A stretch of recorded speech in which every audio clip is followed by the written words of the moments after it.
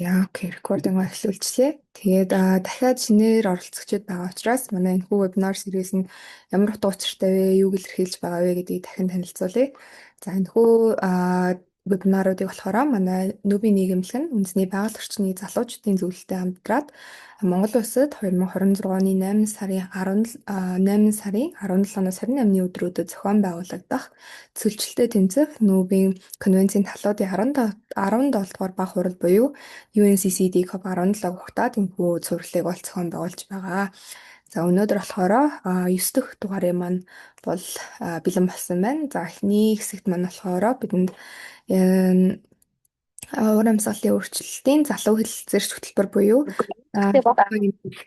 амьсгалаар бол манай за би юу наацлаа. За Юрика Хихекагийн төслийн менежер Инрэл буян маань бол орж ирсэн байна. Инрэл буян маань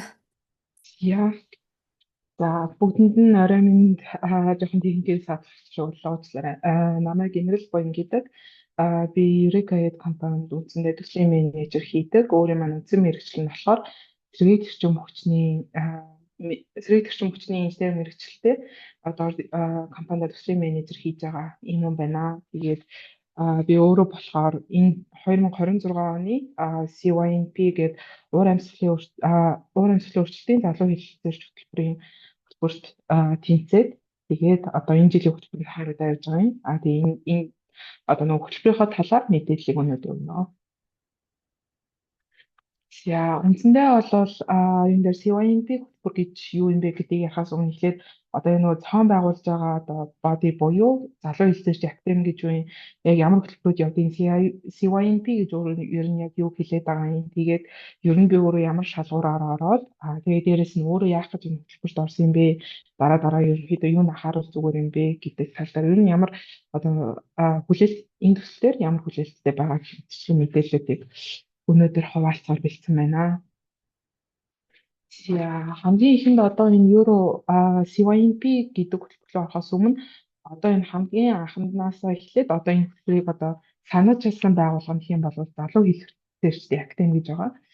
Энэ залуу хэлэлцээрчдийн академи нь болохоор анх 2022 онд бол үүсгэн байгуулагдсан. Үндсэн зорилго нь бол одоо залуучуудыг байгаль орчин болон одоо байгаль орчны хэлэлцээр болон ер нь олон улсын конвенцууд тэр дундаа хамгийн гол нь Риогийн 3 конвенцод одоо шийдвэр гаргах үйл ажиллагаанд залуучуудыг татаж оролцуулах, хэлэлцээрийн явцдаа залуучуудыг чадваржуулах ерөнхийдөө ийм үндсэн зорилготойгоор бий болсон ийм академи байгаа. За тэгээд 2022 оноос олон үйл ажиллагаа явуулж байгаа. Рио конвенцийн хүрээнд бол хэд хэдэн хөтөлбөрүүд явуулдаг гэсэн үг. За тэгэнгүүт яг үндсэн Риогийн 3 конвенц дээр бол залуучуудын хэлэлцээрийн хөтөлбөрүүдийг багтаадаг. Тэрний нэг хэсэг нь болохоор энэ Climate Youth Negotiators Program буюу залуу одоо хэлэлцээрчийн уур амьсгалын эсрэг өөрчлөлтийн залуучуудын залуу хэлэлцээрчийн хөтөлбөр гэсэн үг. За тэр нь болохоор UNFCCC буюу Нэгдсэн үндэсний байгууллагын уур амьсгалын өөрчлөлтийн конвенцийн хүрээнд одоо нөгөө нэг олон талтай уур амьсгалын өөрчлөлтийн хэлэлцээр залуучуудыг татаж оролцуулах юм зорилготой 5 сарын хөтөлбөр байгаа гэсэн. Энэ нь болохоор одоо миний оролцож байгаа хөтөлбөр юм. Энэ хөтөлбөр нь бол хамгийн анх одоо тэр залуучуудын залуу хэлэлцээрчдийн академи үндсэн байгуулагдсанаас хойш 2022 оноос эхлээд энэ хөтөлбөр нь явж эхэлсэн гэсэн. За тэгэнгүүт дараагийнх нь болохоор UNCCD буюу Нэгдсэн үндэсний байгууллагын цөлчлөлтөд тэмцэх конвенцийн хүрээнд явагддаг Land Use Negotiators програм гэж байгаа. Энэ нь болохоор нөгөө UNCCD-ийн хүрээнд явагддаг. Одоо ийм бас л юм дээр залуу хэлэлцээрчийн хөтөлбөр гэсэн үг. Гэхдээ зөвхөн UNCCD конвенцийн хүрээнд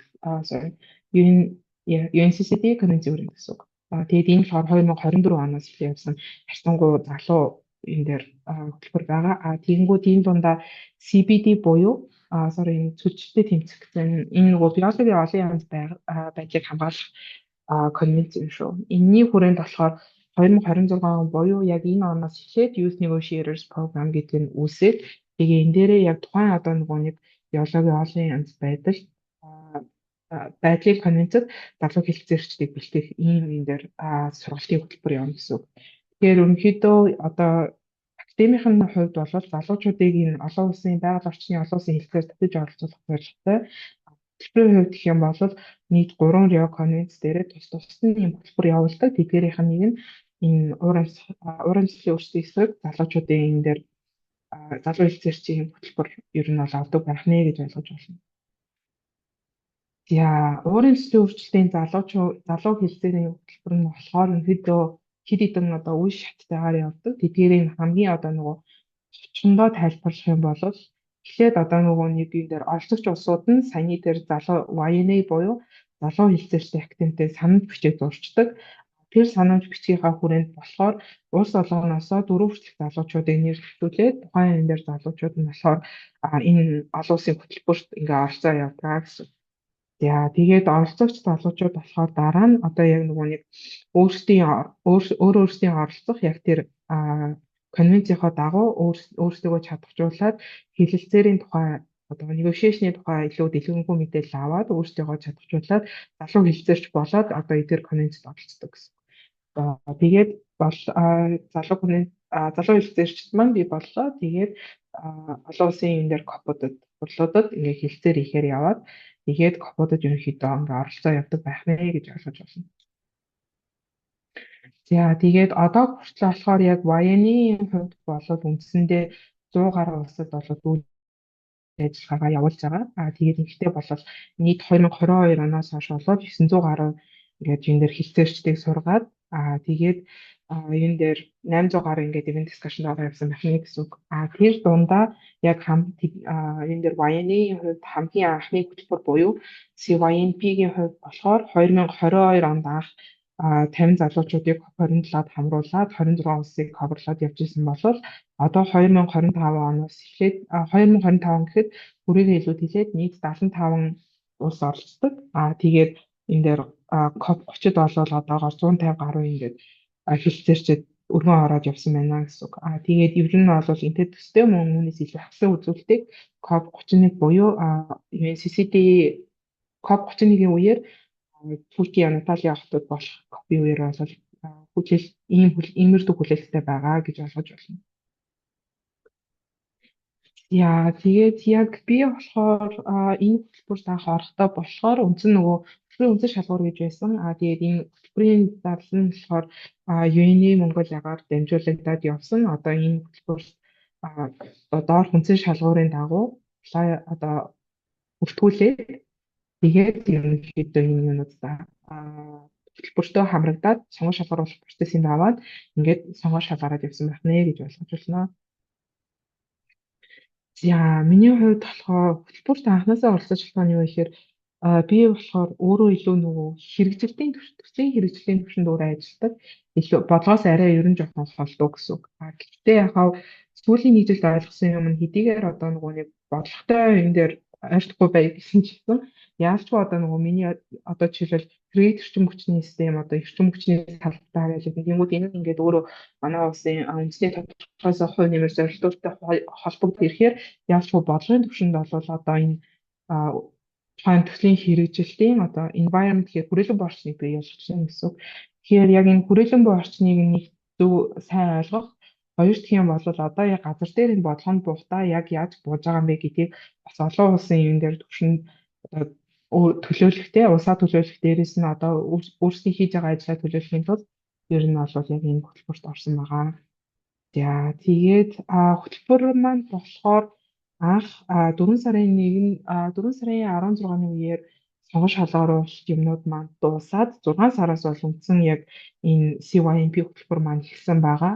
Тэгээд хөтөлбөр маань болохоор дотроо нэлийн хідэн sectionтэй live session, online course task гэдэг ер нь бол нэлийн хідэн хэсгээс бүрдсэн байдаг. Тэгээд энэ бүх хөтөлбөрүүд нь болохоор өөрсдөө үндсэн одоо ийм залуучуудын ийм том network платформтой болсон. Тэр платформороо одоо бүх нөгөө нэг даалгавар ч юм уу, task ч юм уу тэдрийг хийгээд явдаг. Тэгээд тэдрийг хийнгээ одоо оноо зөвлөлт маягаар юм. За тэнгууд энэ хөтөлбөрт ингэж нөгөө нэг талаар оноо зөвлөлөд, мэрэг зөвлөлөд явж байгаа нэгтэй холбоотой. Тэгэхээр энэ CYNP хөтөлбөрт болохоор NASA тухайн улс болгоноос улс нь одоо манай Монгол улсын жишээн дээр бол нийт 4 залуучууд тодорсон. Тэнгүүтээ энэ 4 залуучуудаас нь 2 залуучууд нь болохоор 31-т одоо залуу хэлэлцээрчээр орно. Мөн тэрний өмнө болох одоо лайв сургалт гэж болно. CYNP-ийн тэр сургалтанд нь орох юм нь бол эрхээ авна гэсэн үг. Тэгэхээр энэ байдлаар бас яг нөгөө залуучуудын өөрсдийнх нь нөгөө нэг хөтөлбөр таамаглах идэвхийг бас хараа явдгаа гэж ойлгож байна. За тэгээд яг энэ хөтөлбөрийнхөө хүрээнд болохоор бас нөгөө нэг хүн хөтөлбөрт оролцоод одоо хилцээрчээр ороод зохистой дараагийнхаа бас яг өөртөө яг нөгөө тухайн улстай хэрхэн хувь нэмэр оруулах боломжтой вэ гэдэг шаардлагууд хүртэл байдаг. Тэгэнгүүт тэр шаардлага нь одоо жишээлбэл одоо энэ дээр хилцээрч залуучууд нь өөртөө бас энэ дээр ийм төсөл хэрэгжүүлэх ийм шаардлагатай гэдэг юм уу. Иймэрхүү а, таскууд бол нэлээд ихтэй мөн өөрөөс нь бас dedicate за 7 хоногт дунджаар хамгийн багадаа 3-аас 4 цагийн ерөнхийдөө бол цаг зарцуулах шаардлагатай ийм ер нь нэлээд одоо юу юм бэ те Монгол орчин ийм цаг хугацаа болон dedication их шаардсан ийм хөтөлбөр байгаа. Яа, ерөнхийдөө бол товчхондоо би нөгөө цагаасаа жоохон хоцсон болохоор уучлаарай жоохон товчхон танилцууллаа. Ерөнхийдөө бол манай хөтөлбөр маань бол нэг иймэрхүү байдлаар явж байгаа гэж ойлгож байна. Сая хэлсэнчлэн 6 сараас хөтөлбөр маань дүнгиж эхлээд одоо бол нэг 2-7 хоног 3 дахь 7 хоногт бол ороо явж байгаа. Тэгээд энэс цаашаа бас нийтдээ 5 сарын хугацаанд үргэлжлэх болохоор бас нэлийн илүү чадваржуулах тэгээ дээрээс нь нэлээд энэ дээр хийх зүйлстэй гэж харж байгаа. За баярлалаа. Та хэдээс хэлбэрийн талаар асуух зүйлс байсан уу? Мөн миний одоо саяны тайлбарсан зүйлсээс ч юм уу? За дараа бамхуу гараар өргсөн байна. Та микрофоноо нэгээ шууд асуугаарай. За сайн байна уу? Юун түрүүнд энэ өрсөлдөөнүүдийн хөгжсөн хөтөлбөр тэнцэнд баяр хүргэе. Тэгээд яг одооноос ингээд энэ хөтөлбөрт бэлтэж байгаа хүмүүст өгөх зөвлөгөө юу байна? Туршлага дээр анхаарах хэрэгтэй юу? Эсвэл ярилцсан дээр анхаарах үед яг нөгөө тэнцэн хүний хувьд бэлтэж байгаа хүний гой зөвлөгөө өгөөч баярлалаа. Яг миний зүгээр харж байгаагаар болохоор энэ хөтөлбөрийг бол илүү өөрийгөө нэг одоо жоохон нөгөө нэг ажиглах өнцгөө илүү нөгөө нэг өөрийгөө чадваржуулах гэдэг дээр яг илүү харсан. Яагаад гэвэл нөгөө COP 31 гэдэгт оролцох гэхээсээ илүү яг хэлцээр олон улсын одоо нөгөө нэг тавцан дээр яаж өөрийгөө авч явах уу? Дээрэс нь одоо өөрийнхөө хүссэн үр дүнг яаж тэр олон улсын хэлтээр дундаас ингээд боломжтой байт юм бэ гэдэг талаар мэдлэг олж авахын тулд би ер нь өөрөө энэ хөтөлбөрт оролцсон. Тэгээ тэрийгээ ч гэсэн ярилцсан шатнд хэлсэнхээр тэр нь бас жоохон нөлөөсөн болов уу гэж бодож байна. Тэгээд бүр цаашдаа гэх юм бол энэ хөтөлбөр маань болохоор өөр яхаа 5 сар яваад дуусна. Гэхдээ тэрний дараа тухайн залуучууд маань өөрсдөө бас тэгэхээр яг энэ байгаль орчин уур амьсгалын одоо энэ дээр асуудал өөрсдөө хэр одоо өр нөлөөтэй ажиллаж чадахгүй. Дээрэс нь одоо энэ COP 31-т за явлаа гэхэд тэндээс олж авсан experience одоо туршлагаараа яг нөгөө хаашаа юу хийх вэ? Тэгээд энэ одоо энэ дээр миний зүгээр ажигласнаар болол одоо яамнаас ч шалгаруулж байгаа хүмүүсээс ч зүгээр анзаарсан юм нь одоо яг энэ хөтөлбөрийг болол stepping stone буюу одоо яг анхны алхам гэж хараад энэ хөтөлбөрөөр өөрийгөө чадваржуулаад дараагийн уур амьсгалын өөрчлөлтийн эсрэг одоо хийх үйл ажиллагааг одоо удирдах тэгээ дээрээс нь ер нь бол ингээд илүү хөтөлбөр өргөжүүлээд өөрийн гэсэн одоо нөгөө импакта илүү дэлгэрүүлээд явах тиймэрхүү залуучуудыг хайж гинэ үү гэж харсан. Тэгэхээр бас нөгөө залуучууд маань дараагийн хөтөлбөрөдөд apply хийхээр бол энэ хөтөлбөрийг арай илүү тэр өнцгөөс нь хараад тэгээд ер нь хөгжүүлээ явбал илүү үр дүнтэй авах байгаа гэж байна. За баярлалаа. Манай оролцогчдод өөр асуулт байгаа болов? За би жоохон гацаад ах шиг байна. Нуу да. За. Оролцох. Би нэлээд гацж байна. За. Миний яриа гацж байна уу? Шууд сонсогдож байна уу? Харин бол гайгүй шин. За зүгээр байна. За окей баярлалаа. Манай оролцогчдод өөр асуулт авахгүй бол миний зүгээс нэг асуулт байна. Энэ Надад нэг асуулт. за. Нөгөө сайн дурын ажилтан сонгон шат оруулж ажиллагаа нь юу болсон бэ? Манай нүүбийн нийгэмлэгийг ярьж байна тий? Тий.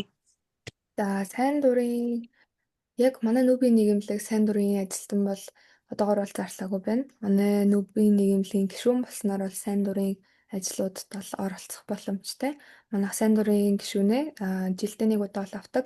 Өнгөрсөн жилийн 9 сард бол авсан. Энэ жилийн бас намар бол авахар байгаа.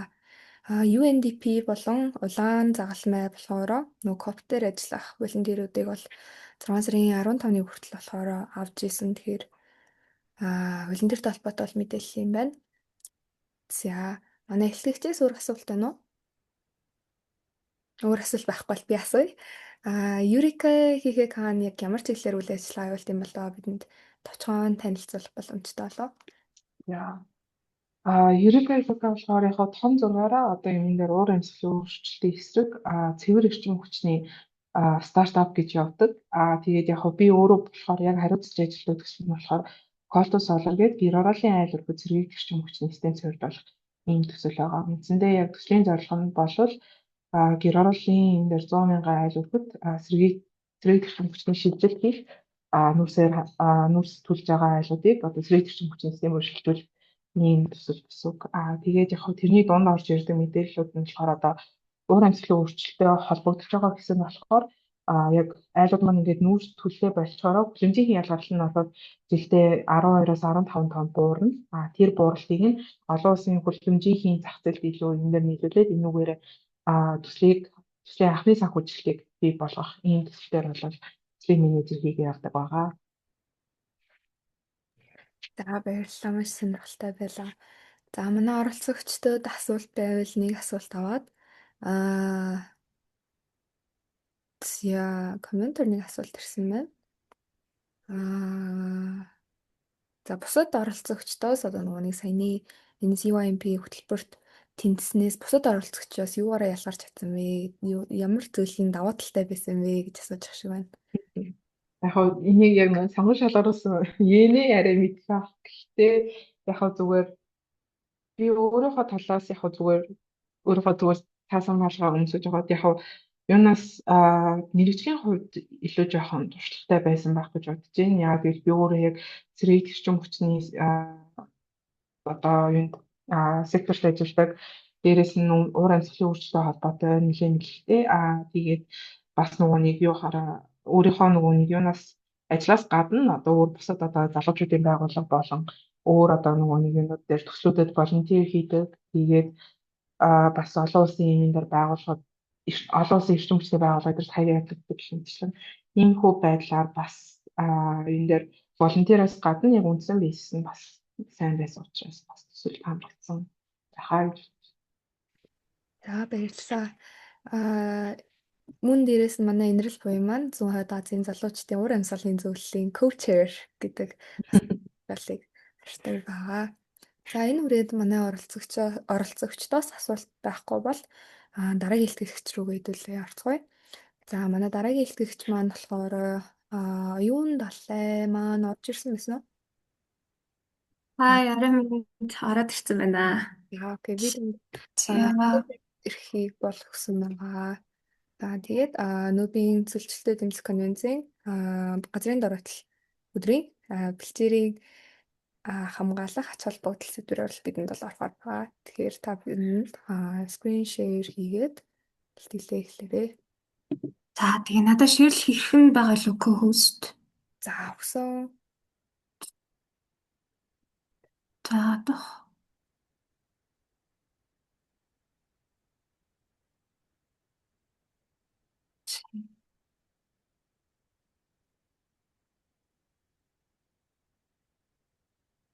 Яа, дэлгэц маань харагдаж байгаа байлоо. Харагдчихна. За намайг бүгдд нь орой минь хүргье. Өөртөөхөө цаг завыг гаргаад ингээд ихтгэлийг маань сонсох гээд манай вебинар сервист орж ирсэн бүх хүмүүстээ баярлалаа гэж хэлье. За тэгээ өнөөдөр миний тавих сэдв маань болохоор ерөнхийдөө яг ерөнхий сэдв маань ер нь бэлчээртэй холбоотой байгаа. Тэгээ яагаад энэ сервис дээр заавал бэлчээрийн талаар ярих гээд оруулаад ирсэн юм бэ гэхэлэр хэд хэдэн ач холбогдол энд байгаа. За юун түрүүнд илтгэлээ эхлэхээс өмнө та хэдэд юу явах гэсэн өнөөдөр буюу 6 сарын 17-нд болохоор дэлхийн одоо цөлжүүлэлт газрын дараалталтай тэмцэх дэлхийн өдөр гэж одоо зарласан байдаг юм байна. Тэгэхээр өнөөдөр бол 6 сарын 17 ийм одоо тэмдэглэлт өдөр юм байна. За тэгээд урайг нь харсан чинь Rangelands Recognize, Respect and Restore гэд бичсэн байсан. Энэ нь болохоор бэлчээр гэд эхэлж байгаа юм тий. За бэлчээрээ одоо таны хөндлөе одоо нөхөн сэргээе гэсэн ийм утгатай ийм урайтай 2026 оны энэ дэлхийн өдрийг тэмдэглэж байгаа юм байна дэлхийд даяараа. Тэгэхээр энэ маань ингээд айгүй утга учиртай, айгүй тийм сонин давхцалтай болж байна. Тэгвэл яг энэ вебинар сериестэй бэлчээрийн талаар яг 6 сарын 17-нд яриа гэж ингэж анханасаа төлөвлөөгүй боловч өдөр нь ингээд таарсан. Яг ижилхэн зэнтэй.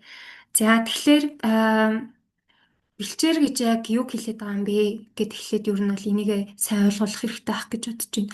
За дэлхийн газрын бүр хүчийн нэг анги болох бэлчээр дор гол төлөв мал болон зэрлэг амьтдын эдээжлэх бэлчээр за тэжээл ашиглагдах хээрийн экосистемийг ойлгодог гэж одоо манай үндэсний статистикийн орноос тодорхойлсон байдаг.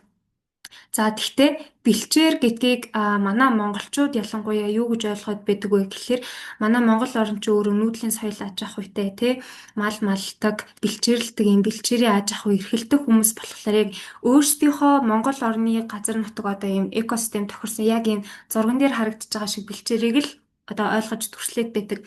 Гэтэл бэлчээр гэдэг нь дэлхийд даяар дэлхийн нийт 54 одоо хуурай газрын 54% эзэлдэг ийм одоо их хувийг эзэлдэг тийм экосистем байгаа юм. За үүнд болохоор бэлчээрэн дотор айгүй олон төрөлтэй саван, сөөхтгэр, ус намгарах газар, туундар, цүүдэл гээд маш олон янзын экосистемийг дотроо багтааж идэг. За тэгээд энэ нь дэлхийн хүнсний үйлдвэрлэлийн 6-ны 1-ийг их дэлхийн нүүрс төрөгчийн шингээлтийн 3-ны 1-ийг бүрдүүлдэг ийм чухал ач холбогдолтой одоо экосистемийг хэдүүлээ өнөөдөр ач холбогдлыг нь ярих нэ. За энэ дэр болохоор одоо яг дэлхийн нийт хуурай газар нутгийн хаана нь ямар төрлийн бэлчээр одоо байдгийм бэ гэдгийг ерөнхийд нь харуулсан зураг би та хэдэд харуулж байна. Тэгэхээр бэлчээр гэдэг ойлголт нь бол бид хэдийн байдаг үндсэн одоо суурь ойлголтоос арай илүү өргөн хүрээний арай тийм өөр ойлголт шүү гэдгийг хэвлээ энэ дээрээс ойлгох хэрэгтэй. За тэгээд дэлхийн хуурай газрын 54% гэдэг нь болохоор одоо энэ доор харагдаж байгаатай адилхан харагдаж байгаагаар 79 сая 509,420 км² газар нутгийг хамардаг бахны дэлхийд даяар. За энэ газрын зурган дээр ингээ харуул манай Монгол орн жишээ нь хаана байна? Манай Монгол орны бэлчээр тэгвэл айланд нь хамаарах уу гэдгийг бас харж болно. За тэгээд яг бодит зургнууд гэх юм бол юм байна. Бэлчээр гэдэг нь дотроо ийм олон төрөл байдаг гэж харуулж байгаа гэсэн үг. За тэгвэл бэлчээр юу нь яагаад бид эдийн амьдралд байгаль орчинд маань ийм чухал ач холбогдолтой байх ёстой юм бэ гэдэг талаар хэдүүлээ бас товчхон ярив. За мөн миний өмнө сая дурдсанчлан дэлхийн нийт одоо хуурай газар нутгийн 54% эзэлдэг. Нийт 142 улс орны газар нутагт хамаардаг. За тэгээд дэлхийн хүн амын 4/1 нь буюу 2 тэрбум хүний амьжиргаа, хоол, хүнс одоо бүх зүйл нь энэ бэлчээр гэдэг экосистемээс хамааралтай байдаг гэсэн үг. Тэгэхээр бэлчээр гэдэг нь бол зөвхөн одоо малын идэж тэжээлийн орон зай бол биш юм аа гэдгийг хэдүүлээ маш сайн ойлгох хэрэгтэй. За энэ бол одоо байгаль, хүн, мал аж ахуй, соёл, эдийн засаг, уур амьсгалын яг юм уулзуур цэг болдог тийм маш чухал тогтолцоо байгаа. За бэлчээрийн ач холбогдлыг дахиад ингээд хид хідэн төвшөнд нь ангиллаад аваад үзэх юм бол нэгдүгээр хүнсний аюулгүй байдал яригдана. За бэлчээр дороотх үед хамгийн түрүүнд малчтай амьжиргаа охирно тийм ээ. За малчтай амьжиргаа охирохоос гадна үүний дам нөлөөгөөр яадаг вэ гэхлээр за бидний хүнсний одоо мах сүүний нийлүүлэлт үндэсний хүнсний аюулгүй байдал хүртэл эрсдэлд орох боломжтой байгаад идэг. За үүний дараагийн асуудал бол гадаргын болон гүний усны эргэлт гэж байгаа юм. Бэлчээр усны эргэлтэд яагаад ийм чухал ач холбогдолтой байна вэ гэд хараад үзэх юм бол эрүүл бэлчээр болохоор одоо ингээд ус бороо орлоо штэ тий гадаргын усыг хөрсөндөө ингээд шингээгээд хөрсний илэгдлийг багасгаад одоо ингээд ургамлын ийм одоо үр шим ингээд усыг ингээд дотроо ингээд тогтоон бэрждэг байхгүй юу. газрын доорх одоо усны нөхөн төлжилтийг бас ингээд сэргээдэг, тэлтгэдэг тийм одоо чухал ач холбогдолтой. Харин муу бэлчээр яадаг вэ гэхлээр муу бэлчээр гэдэг нь одоо жишээ нь ургамлын нөмөргөө нь багассан. Ургах одоо ургамлын төрөл зүйл нь бага тий. За хөрс нь ингээд ерөөсөө юу яцсан? Нягтаршаад ингээд тагтарчихсан. Ийм одоо бэлчээр дээр гадаргын ус ирэхээрээ яадаг вэ гэхлээр тэр бэлчээр маань гадаргын усыг доошогоо өөртөө шингээж авч одоо яг ийм үндсэн ургамлынхаа хөрснийхөө тэр амин дэм яг ийм чухал элементийг нь болгож чадахгүй байдаг гэсэн үг. Доошогоо усыг одоо шингээж чадахгүйгээр газрын гадарган тэрчгтээ ус нь ингээд доошогоо шингэхгүй шууд ингээд газрын гадарга дээрээ урсаад эхлэхээрээ нөгөө үер болно тийм үү. За тэнгуут нөгөө ургамал хөрсний хамаа үржил шимийг нь хуу хамж аваад урсчдаг гэсэн үг. Тэгэхээр энэ нь болохоор хөрсөн үедээ ажиллаж байгаа нэгдүгээрт усаар дамжуулаад илээгээд хөрсөн үед нь ургамлын үед нь ер нь бол гадаргын усны эргэлтийг жаахан юм докторгүй болгочдөг гэсэн үг. За дараагийн ач холбогдол нь болохоор уур амьсгал ба нүүрс төрөгчийн шингээлт гэж байгаа.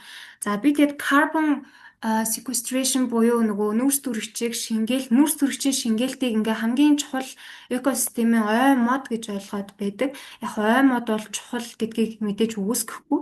Гэхдээ ой модоос илүүтэйгээр за яг ой мод ингээд карбоныг өөртөө шингээж байгаа тий. Карбон синк хийж байгаа. Түүнтэй адилхан бэлчээрч гэсэн нүүрс төрөгчийг өөртөө шингээж идэг. Энийг хараахан хүмүүс яг сайн мэддэггүй. Яагаад гэвэл би тэгээд нүүрс төрөгчийг шингээх гэдэг дээр дандаа ой модыг яриад байдаг байхгүй юу? Ихэвчлэн. Гэтэл бэлчээр гэдэг энэ том экосистем чинь өөрөө нүүрс төрөгчийг бас дотроо шингээж идэг бахны. За дараагийнх нь болохоор биологийн олон янзлалт байдал гэж байгаа тий. За бэлчээр нь болохоор ингээд зөвхөн малын орчин биш гэж би сая хэлсэн. За тэгэхээр зэрлэг амтан, шувуу, шавж, хөрсний бичил биетэн, өслөг ургамлын олон төрөл зүйл ингээд бэлчээр экосистемд амьдарч идэг. За тэгэхээр одоо жишээ нь хэдүүлээ жишээ аваад үзье. Монголын хувьд гэх юм бол хулан, цагаан зээр, хар сүлд, аргал, янгир, цоохор гэл ингээд ийм олон ийм идэж тэжээлийн сүлжээ, тал хэрийн шувууд ингээд ер нь бол бэлчээрлээд байж идэг. Энэ бол ингээд зэрлэг амтны бас ингээд амьдрах орчны асуудал бол ингээд бэлчээртэй шууд хамааралтай болоод эхэлчихэж байгаа юм.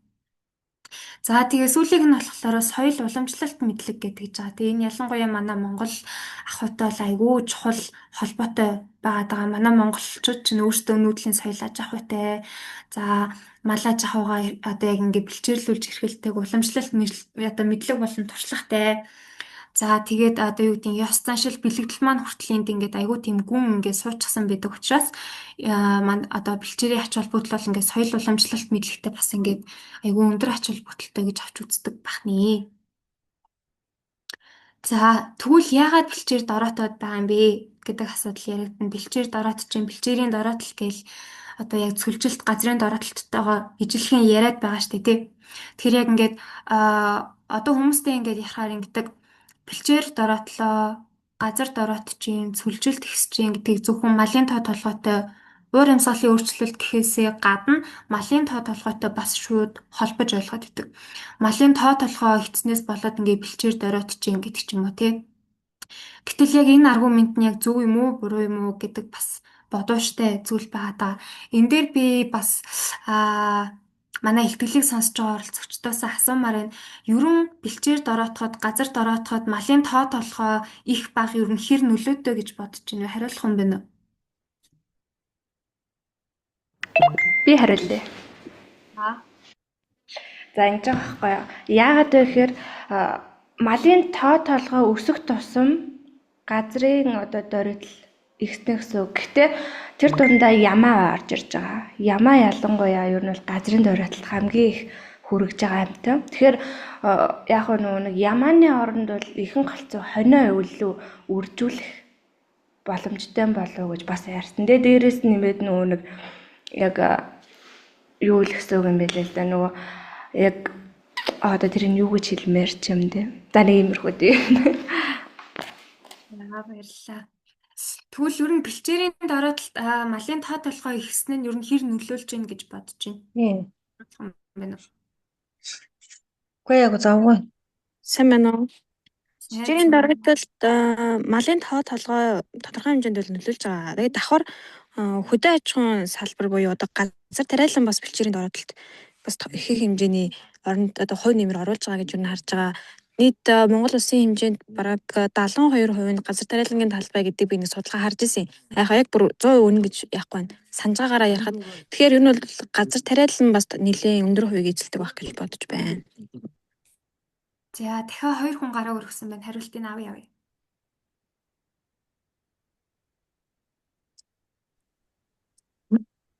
За та бүхэнд орой минь хүргье. Би нэр хоолоос өөрснөө мартад гараа өргөцсөн байна.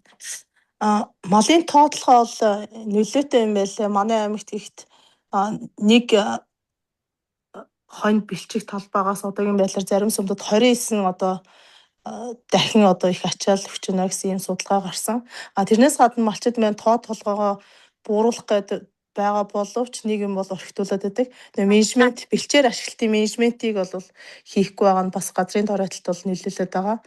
Яг үйл зууны хавар улирал намар ингээд бэлчээрээ ингээд менежмент юугаа улирлын чанартай ашиглаад бас ингээд амрааж бол малаа бэлчих хэрэгтэй байлаа. Тэгэхээр одоо болохоор тийхгүй ингээд аль өвс гарсан үед нь л одоо төрүүлж очсон малчин байна. Малаа идүүлэх журмаар ингээд яваад байгаа нь бүр илүү одоо дороотолд оруулаад байгаа юм байхаа гэж бодож байна. За баярлалаа. Дараагийнхаа юмнуудаа яриа очиж да одоо хүний хариулт авахгүй хэдүүлэнгийн цаг бас байгаа. Миний ярих юм их байгаа. Sorry. Хариулт мэдчихэж байгаа хүмүүс нь баярлалаа гараа өргөсөнд.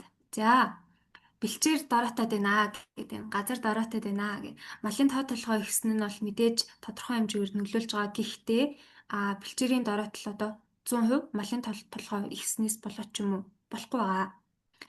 За хэдүүлээ энэ дээр ингээд 4 төрлийн нөлөөлөх хүчин зүйлийг авч үзэж өнөөдөр ярилцсанаа. За хамгийн ихнийх нь бол уур амьсгалын өөрчлөлт байгаа. Энийг одоо бараг хүн болгон мэдж байгаа байх. Уур амьсгалын өөрчлөлт тийм ээ. За уур амьсгалын өөрчлөлтөөс үүдээд Монгол оронд чинь газар орон зав хуурайж гин, гам болж гин, халтын давтамж ихсэж гин, цаг уурын хэлбэлцэл нэмэгдэж гин тийм ээ. За үүнээс одоо шалтгаалаад ургамлын ургалт багасаад, гарцсан багасаад байна. Бүр хүчин муудж гин, нөхөн сэргийх чадвар нь муудж гин гэдэг ч юм уу. Ийм олон одоо хүчин зүйл байгаад ба. За яг уур амьсгалын өөрчлөлт ингээд нэг жишээ. За хоёр дахь нь бол яг нөгөө хит ашиглалт ба буруу менежмент сая нэг оролцогч маань хариулсан тийм ээ. Бэлчээрийн дац зэрэг улирлын нүүдэл багасах нэг газарт ингээд удаан төвлөрдөг болсон. Өнгөрсөн одоо юу гэдэг өмнө нь бол ингээд монголчууд нүүдлийн соёлоо жахаа эрхлэдэг малчид маань дөрвөн улирлаар ингээд юугаа сэлгэж нүүдэг байсан, нүүдлэж байдаг байсан. Одоо тэгсэн чинь дээр үеийнхийгээ бодоход харьцуулахад дөрвөн улирал тутамд ингэж нөгөө газраас сэлгэж нүүх нь багассан. Нэг газараа ингээ удаан байдаг болсон. За тэгэл нөгөө юу гэдэг бэлчээрлэх газраа хоорондоо булаацалддаг ч одоо тохиолдлууд бас их байдаг юм байл л дээ. Одоо нөгөө тавьчвал өөр айл ирээд буучна. Гэ тэндээ ингээ байгаад идэх ч юм уу. Гэтэл хүмүүс маань үүний цаана бэлчээр нь дороотоод байна, талхлагтаад байна. Энэ нь цаашдаа яваад нөгөө малаа марлахад айгүй тийм сөрөг нөлөө үзүүлэх нэ гэдгийг бас хараахан ойлгож ухаарахгүйгээр ийм газраа бэлчээрээ ингээ буруу менежменттэй ашиглаад байдгаас болж бас бэлчээр маань дороотож байгаа. За үүнээс гадна бас газар ашиглалтын өөрчлөлтүүд байна те. Манай Монгол орны чинь бараг 70 орчим хувийг бэлчээрийн талбай эзэлдэг. Гэтэл одоо үүн дээр яадын гэхлээр уул уурхай, дэд бүтэц, хотчлт, хашаалалт тийм үү. Одоо өөр юу гэдгийг ийм олон үйл ажиллагаа эрхлэхээр бэлчээрийн газраас одоо ингээд хүмүүс аваад ашиглаад байдаг. За үүний дараа болохоор яхаа за бодлого өмчлөл эрхийн асуудал гэдээ яригдчихэж байгаа. Тэ газрын нөөц ашиглах эрх тодорхой босохыг малчдын дунд бол ялангуяа хамтын зохицуулалт орон нутгийн яг тийм хамтын ажиллагаас бол байхаас бас шалтгаалаад бид хэд малчид маань бэлчээрийг яг ашиглаж байгаа. Тэр одоо бүлэг хүмүүс маань бол бэлчээрийг бас ингээд дороотуулаад байдаг бахны. За бэлчээр дороотсноос болоод одоо нөгөө байгалийн болон одоо тухайн тэр малын бүтээмж нь буурна, малын хоригдол нэмэгдэнэ, үүнийг дагаад малчдын маань орлого буурна, ядуурл нэмэгдэнэ. За одоо яг үүнээс шалтгаалаад яах вэ гэхээр нөгөө л хот руу шилжиж ирэх хэвээр тоо нэмэгдэнэ тийм ээ. Ингээд экосистемийн дороотол илүү гүнзгийрэх юм шат руу ордог байхны.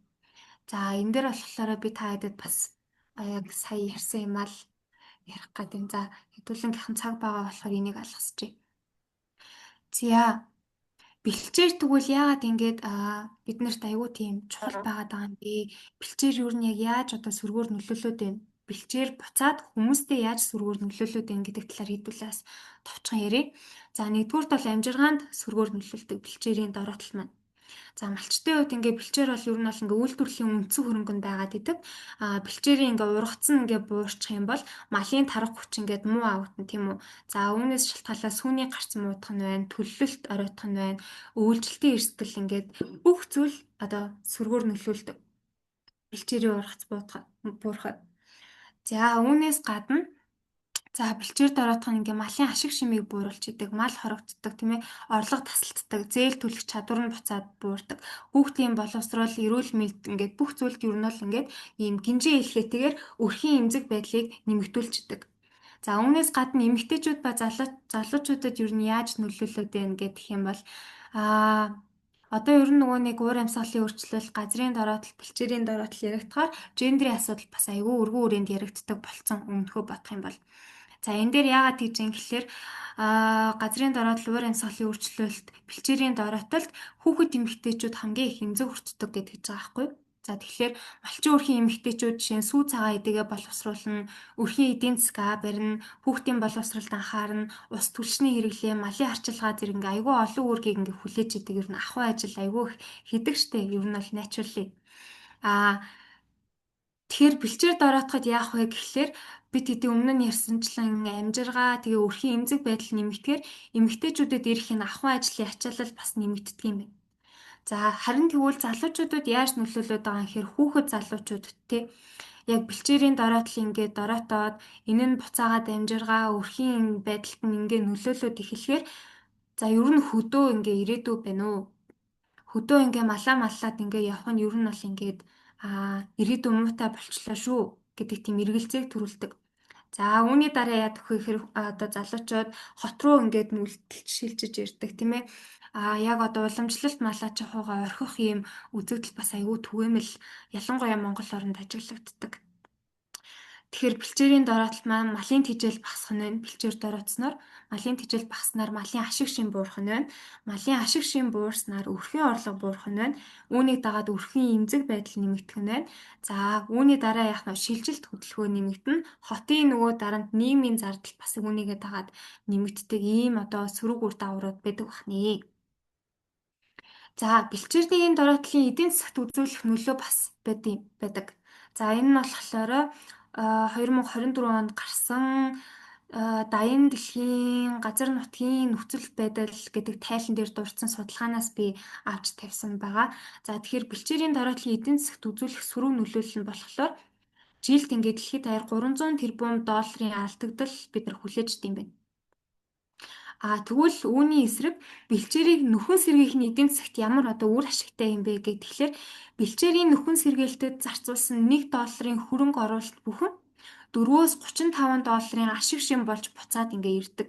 Энд гэхдээ мэдээж одоо юу гэдэг 1 жилийн дотор ч юм уу 5 жилийн дотор ингээ гараад ирэх одоо тийм ашиг шин гараад ирэх зүйл биш шүү дээ. Яг гэвэл энэ бол ингээд урт удаан хугацааны зүйл яригдчихэж байгаа тий.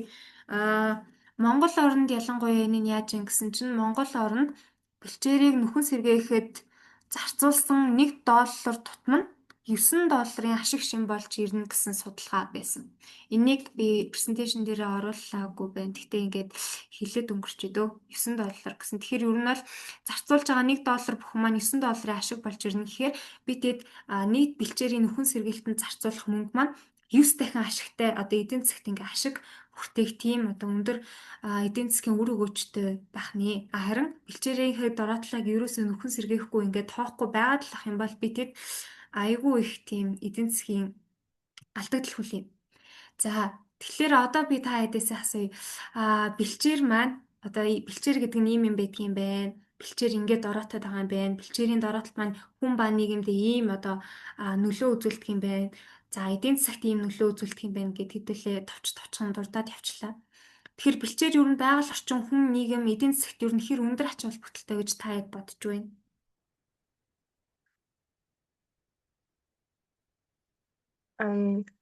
Орой минь би хариулцуулах уу? За. Бэлчээр нь яг байгаль орчин, хүн ба нийгэм, эдийн засагт яг энэ гол доор суурин болж өгдөг гэж миний хувьд бол бодогдчих. Тэгвэл одоо мал аж ахуй чинь одоо бидний одоо хүн төрөлхтний махын хэрэгцээг хангаж байгаа гол их усүр шүү дээ. Тэгэхээр ач холбогдлын хувьд бол мэдээж өндөр.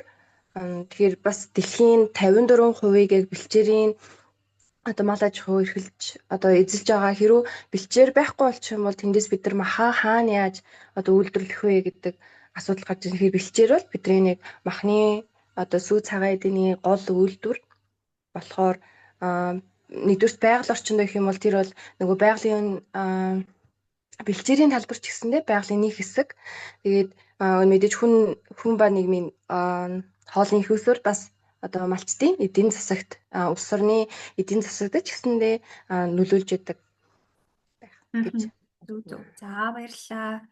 Сая хэдүүлээ бас ярилцсан шүү дээ. Бэлчээр юу нь бол дэлхийн нийт хүн амын 1/4 буюу 2 тэрбум хүний яг юм хүнсний хэрэгцээг хангадаг тийм чухал экосистем байгаа даа.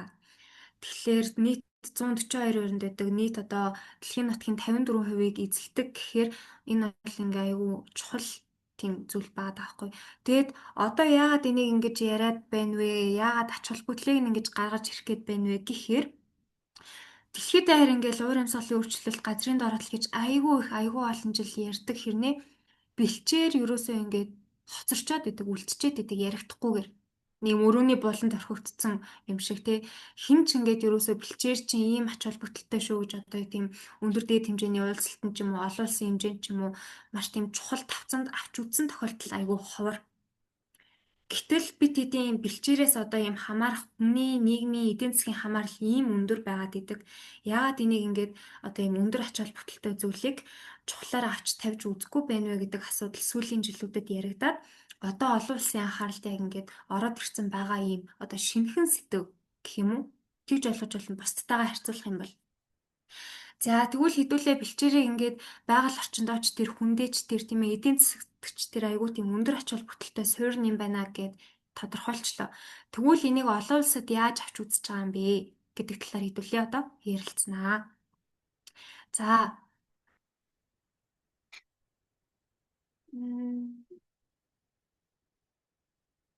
За. Одоо хэдүүлээ манай Монгол оронд чинь Нүбийн цөлжилттэй тэмцэх конвенцийн 17 дугаар баг хурал болох гээд. За энэ хурал маань болохоор ер нь бол 2 жил тутамд нэг болдог хурал. Тэгэхээр 2024 онд буюу манай одоо болох гээд байгаа копи өмнөх хурал дээр тий UNCCD COP 16 дээр ер нь юу болсон бэ гэдэг талаар хэдүүлээ ярилцъя.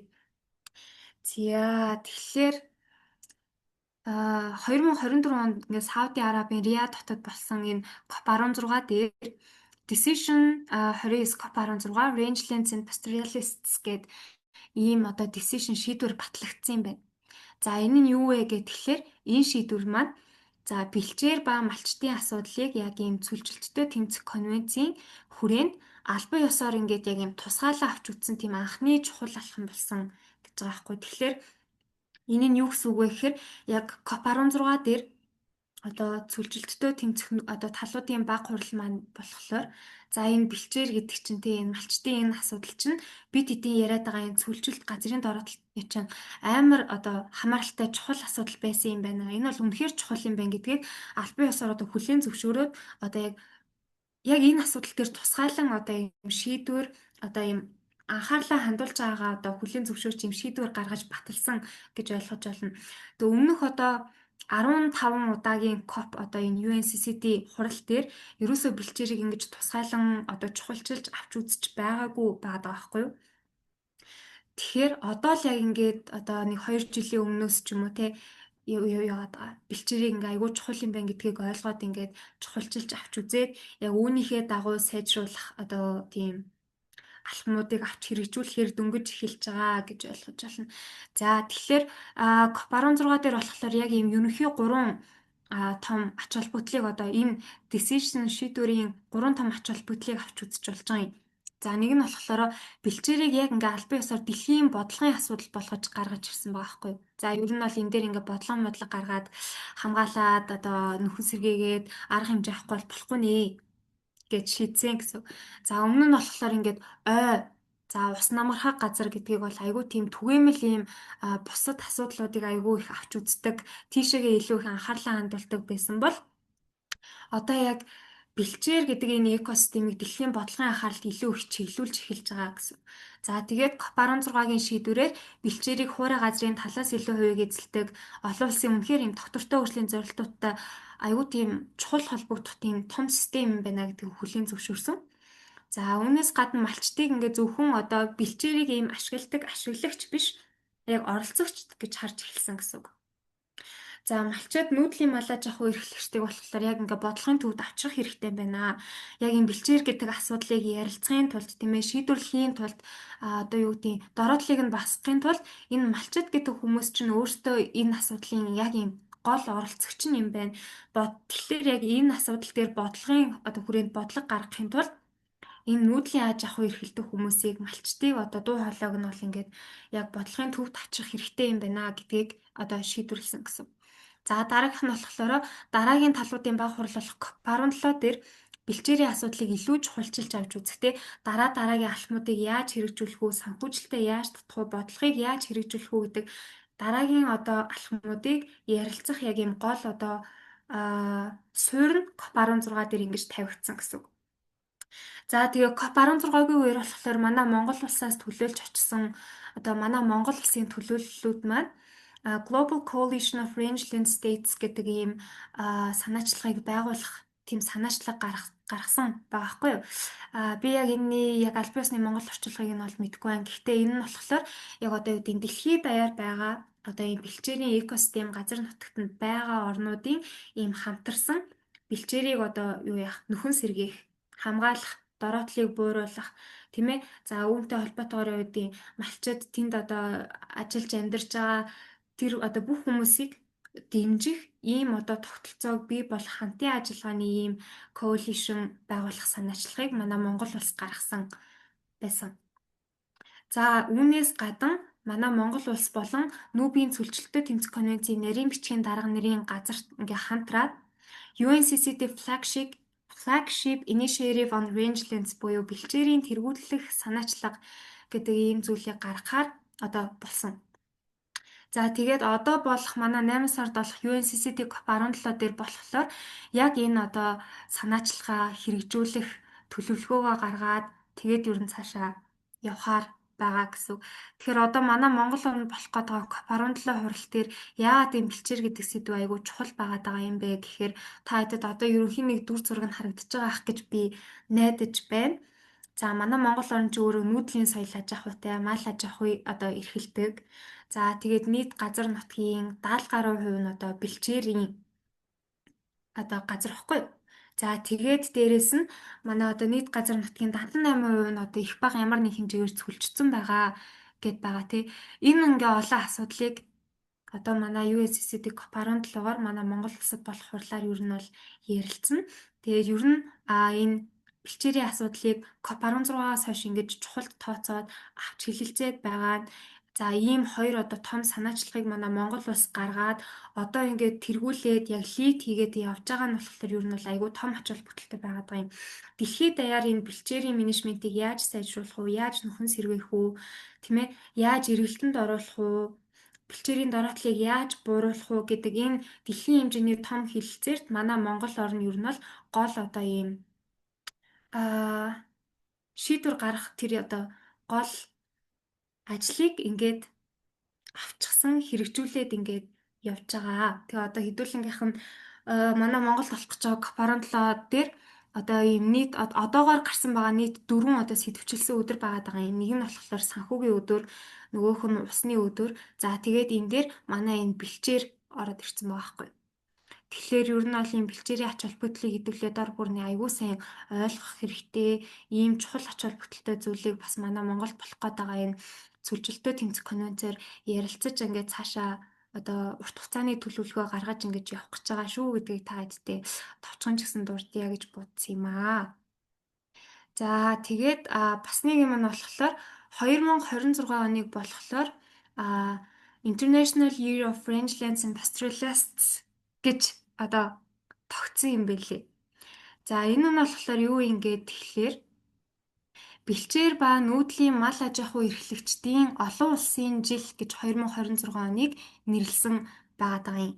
Тэгэхээр энэний гол 2026 оныг ингэж нэрлсэн байгаа маань болохоор бас л яг бэлчээр нүүдлийн мал аж ахуй бол ингээд айгүй чухал юм биш үү гэдгийг дэлхийд даяар ер нь бол мессеж өгж байгаа хэлбэр гэж ойлгож болно. За тэгээ үүний зорилго нь болохоор бэлчээрийн үн цэнийг таниулах, за малчдыг экосистемийн хамгаалагч шүү. Энэ бэлчээрийн талаарх энэ бодлогын хамгийн юм гол focal point нь малчид энэ нүүдлийн мал аж ахуйн эрхлэгчид мөн шүү гэдгийг харуулах тийм ээ. За бодлого санхүүжилтийг бэлчээрлүү чиглүүлэх, уламжлалт мэдлэг ба шинжлэх ухааныг холбох, хүнс, ус, уур амьсгал, biodiversity, амжиргааны асуудлыг ингээ нэгтгэх ийм зорилготой гэж харж байгаа юм. За тэгээд малчдыг тэргуун шугамын хамгаалагчид гэж бас таниулахыг зорж байгаа гэж ингэж тодорхойлсон байсан. Тэгэхээр энэ олон улсын жилийн тэмдэглэл юу гэдэг хэрэгжилтийг бас ер нь манай Монгол улс ингээд тэргүүлээд явж байгаа гэж хэлэхэд явандаа буруудахгүй. За ер нь бол миний тавих ихтгэл маань энэ хүрээ дуусчлаа. Тэгээ би зүгээр та яадаг сонирхолтой байж магадгүйгээд онцлог тоон баримтуудыг сүүлийн слайд дээр бас ингээд харуулсан. Энэ дээрээс ингээд харах юм бол бас та хэд хэрэгтэй сонирхолтой байх юм болов уу гэж бодсон. За тэгээд анхаарал хандуулсанд баярлалаа. Би тэгтээ скринээ энэ дээрээ тавьчих дөө. Онцлог тоон баримтууд. Нэг асуулт сумаар нь. Тэр үлээд байгаа. Энэ хотгон жаргалгаараа өргсөн байна. Тэгэхээр хотгон жаргалаас төрүүлж асуулт аваад дараа нь асуугаарай. За хотгон жаргал асуух асуулт байсан байна. За бат ирээдэ бат хоёр. За энэ их асуулт гэмээргүй. Би сайн нэг жоохон хотлоо ороод ирлээ. Өмнөх слайдуудыг ярьж скриншот хийгээд авчих болов. За одоохон би дахиад ширлэлчих сая зогсоочлаа. Слайдуудын скриншот хийгээд авчих гэсэн үү те? Слайдуудын скриншот хоцорч орж ирсэн бол дараа нөгөө нэгний YouTube утсан дээр болохоор тавигдах болохоор бас тэндээс давхар үзэх боломжтой байгаа шүү. За баясах асуулт асууж аваарай. Баярлалаа. Сонирхолтой ихтгэл тавьсан бэлтгэгчлээ баярлалаа. Хоёр асуулт байна. Нэгэн сая нөгөө бэлчээрийн нөхцөл байдлыг хаад мал аж ахуй бас тодорхой хэмжээгээр өндөр юутай юм байна шүү дээ. Нөлөөтэй юм байна, сөрөг нөлөөтэй юм байна. Энэ дэр малчтаас авч байгаа малын үлийн татвар гэж байдгүй. Тэр нь хэд байдığım болоо, хэдэн хувьтай байдığım болоо, энэ сан ямар мөнгөтэй байдığım болоо мэдхүү. Хоёрдугаарт сая ихтгэл дээр дурддагдсан бэлчээрийн газрын нөхөн сэргийгтэй холбоотой $1 иргэн үр ашиг нь $9 болтгоо гэж энэ ямар судалгаа вэ? Монгол улс яг аль хэсэгтээ хийгээд энэ үр дүн харсан болоо гэдэг дээр нэмэлт мэдээлэл байл хуваалцаач. За асуулт тавьсанд баярлалаа. Эхний асуулт нь за яаж гараад энийг стоп шир хийчихье. Эхний асуулт нь болохоор юу байсан вэ? Малчтаас авах татаасын талаар байсан уу тий? Тэгэхгүй би нөгөө тэр нөлөөлөл бууруулж хаад энэ хүмүүсээс юу хийдэг юм бэ? Дээр нь нөгөө яг амдураагаа авч явдаг хүмүүсээс ямар нэгэн татвар юу байдаг юм уу? Нөхөн сэргээлтэнд оруулдаг тий? Яг ер нь бол юм байгаа. Татаас гэж нэрлэх юм уу? Юу гэж нэрлэх юм бэ? Сайн мэдэхгүй байна. Та мэргэжлийнхэн хэлэх байлгүй тий? Манай бэлчээрийн юу гэдэг юм? Манай яг үндсэн уламжлалт бэлчээрийн аж ахуй шүү дээ. Мал аж ахуй. Уг нь бол юу байхгүй юу? Яг бэлчээрээ зөв менежменттэйгээр ашиглаж чадах юм бол одоо байгаа тоо толгойтой мал маань бэлчээрийн даацыг ингэж их хэтрүүлээд байхааргүй байхгүй юу? Бэлчээрийн даац гэдэг нь өөрөө юу юм гээд тэгэхээр нөгөө бэлчээр тэр экосистем ургамал маань өөрөө нөхөн төлжөөд ингээд ургахаас нь өмнө мал очоод идчихэд байгаа гэх юм уу да. Тэгээ энэ дээр яг нэг тийм хоёр талтай юу нь бол яг малчтаас татаас авдаг эсхийг бол би шууд ийм тийм гэж бол яг хэлж чадахгүй байна. Яг мэдэхгүй байна. Гэхдээ манай яг Монгол улсын нийт хүн амын чи хэдэн хувь нь мал аж ахуй эрхэлдэг бэлээ? 20 за бараг 30% баха. 30% нь мал аж ахуй эрхэлдэг. Тэгээ энэ хүмүүс маань яадаг вэ гэхээр юу ажлын хажуугаар мал аж ахуй эрхлэх биш яг гол үндсэн амжиргааны их усүрэн дээр мал аж ахуй байгаад идэг байхгүй юу? Тэгэхээр манай малчтаас малаас нь гардаг ашиг шим нь хэр бэлээ? үр ашиг нь хэр вүлээ? Тэндээс малчид маань ер нь хэр хэмжээний үр ашиг хүртэж чадаж амжиргаагаа залхуулдаг билээ гэд бодохоор нэмээд би тэд одоо та нар бэлчээрийг дороотуулаад энэ татаас үг гэж авах ер нь бол аюу өрөөсгөл хэцүү ойлголттой. Би тэрнийхээ тэхээсээ илүүтэйгээр бэлчээрийг яаж зөв менежменттэйгээр ашиглах уу? Бэлчээрээ яаж ингээ хоорондоо тэр нөгөө олон айлууд ингээ хоорондоо зохицож ашиглах уу? Яаж сэлгэж амраах уу? Яаж нөхөн сэргэх үү гэдэг одоо тийм сайжруулах зүйлийг хийх л арга байгаа гэж би одоо хувьдаа бодоод байгаа юм. Малчтаас татаас авахыг бол яг үндэ хэлж мэдгүй нэг тийм байдаггүй байхгүй бах. За баярлалаа. Одоо нэг асуулт аваад тэгээд хэдүүл өнөөдрөө өндөрлөцгөөе. Саяны асуултанд би хариулж болох юм уу? Нэг мэддэг юмараа. За болно. Мэдээл. За. Нөгөө 2023 оноос нөгөө малын доотлогын албан дотор гээд аваад эхэлсэн уустай яриа. Тэгээ сан болгон өөрсдөө эрдэлийн урлагийн тогтоол гаргаад хамгийн дээд нь 2001 нэг тоотлогоогоос 2000 төгрөг авна гэд. Тэгээд сан болгон өөрсдөө ингээд иргэдийн урлаараа хон дээр 1500, хөр дээр 1700 ч гэдэг юм уу те, ямаан дээр 2000 ч юм уу те, хамгийн дээд нь 2000 гэдэг ингээд малын үеийн татвараа юу аваад эхэлсэн. Тэгээд тэр малын үеийн татвар нь орон нутгийн хөгжлийн сандаа ордог байхгүй, төвлөрдөг байхгүй. Тэгээд тэрнийг орлогын юу 12 шигэлт зарцуулна гэж заасан байдیں۔ Тэгээ бэлчээрийн менежмент, худаг ус, малын чанар, малын нөгөө өрсөлдсөн сэргийлэх үзлэг те, тэгээ бусад гээд. Тэгээ тижээлийн ургамал тариалах энэ төр гээд. Тэгээ 25 онд би юу яхаа нэг аймгийнхаа нөгөө тэр одоо орон нутгийн хөгжлийн сангийн төлөв төвлөрсөн орлогоороо яг тэр буцаагаад мал аж ахуй бэлчээртэй ингээд зарцуулж чадчихна уу гэдэг ингээд нэг дүгнэлт судалгаа хийхээр бэлчээртэй бүр нийт мөнгөнийхөө 0.9% зарцуулсан гэсэн. Тэгээд одоо тэр малын нөгөө эрүүл мэндэ штэ тий, тэрэнд 50-аас дээш хувийг малын чанарыг сайжруулах тэр 30% зарцуулсан. Тэгээ хамгийн гол суур авсан тэр бэлчээр дээр одоо маш бага хөрөнгийг зарцуулсан байсан. Тэгээд тэр орон нутгийн хөгжлийн сандаа ингээ ордог төвлөрүүлээд тэгээд тэрийг тэр 12 чиглэл зархин зарцуулах эрхэн тэр одоо нөгөө сумандаа байдаг байхгүй юу?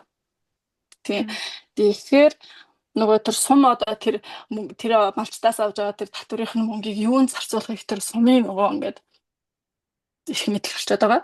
Тэгэхээр сум нь ингээд нөгөө бэлчээртэй ингээд сумын удирдлагууд нь бэлчээртэй ингээд юм хиймээр байдаг ч гэсэн юу хийхээ мэдэхгүй те. Тийм жоохон мэдлэг тутмаг байгаа юм шиг харагдаад байгаа. За баярлалаа. Баярлалаа. Хариулж өгсөн бэлэг танд баярлалаа. За би комент хэсэгт болохоор өнөөдрийн форумсыг дахин нэг оруулж өглөө. Тэгэхээр эрцээ бүртгүүлж хэмжээгүй байх юм бол бүртгүүлээрэй. Улс аймаг Ринам асуулт байсан уу? Асуултанд нь хариулт авсан уу? Би сая нөгөө бэлчээрт татврын талаар тайлбар өгч ирсэн. Саяны оролцогч өгсөн болохоор надад асуулт алгаа тайлбарлаа. За ойлголоо. Ингээд энэ хүрээд болохоор манай ихтгэлүүд бол дуусч байна. Маш сонирхолтой ихтгэлүүдийг тавьсан хоёр ихтгэгчтэй хэдүүлээ баярлалснаа илэрхийлээд реакшн дарцгаая.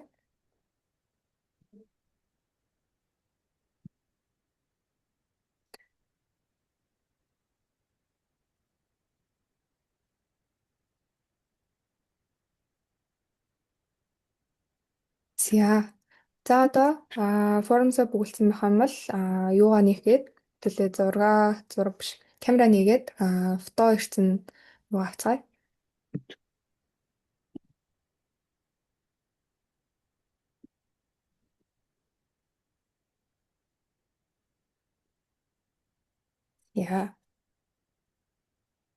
За би дарж эхлэе. Тэгэхээр таад маань позо бариарай. За 1 2-ын Язаарай.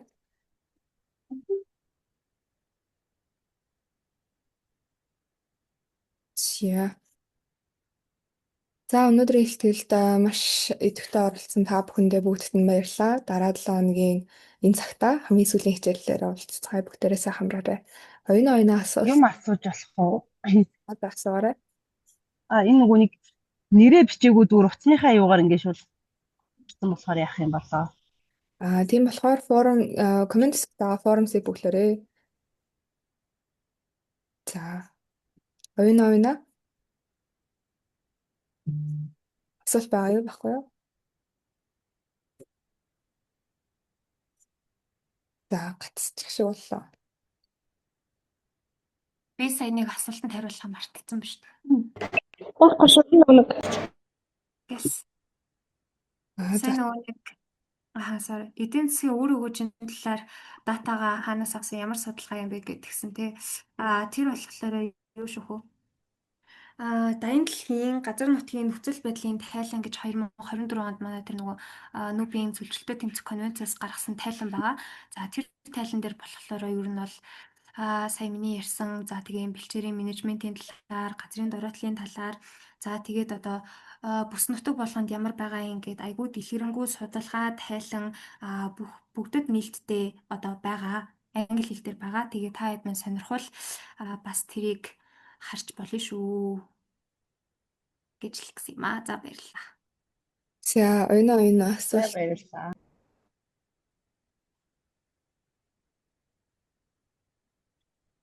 За, окей, асуулт байхгүй болтой. За, бүгдээрээ сайхан амраарай.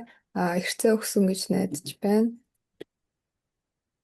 За, дараа 7 хоногт 7:30-аас уулзцгаая.